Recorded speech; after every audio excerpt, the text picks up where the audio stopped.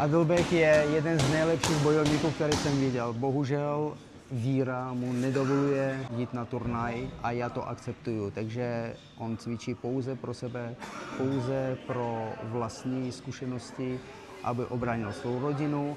Tento kluk, který by mohl být mistrem světa, a já jsem přesvědčen o tom, že by mohl být, rozhodl se jít úplně jinou cestou, cestou bojovníka. Pověz mi, proč jsi přišel přímo do primátu?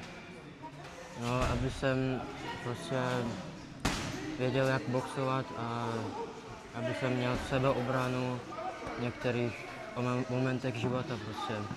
A aby si ubránil asi rodinu, co? Jo, to je jasný.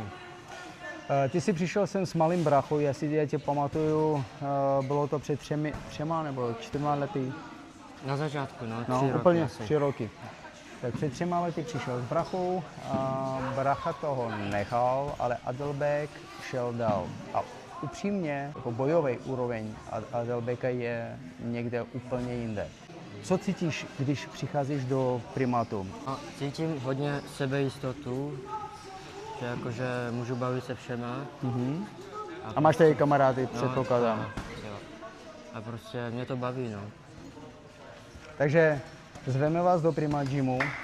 Pondělí, středa, pátek v 17:00 máme dětské tréninky.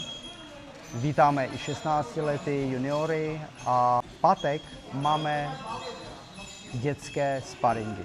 Takže když chcete třeba si vyzkoušet své síly s Adalbekem, jinýma bojovníkama, tak vás srdečně zveme 17:00 každý pátek v Prima Gymu. Dík.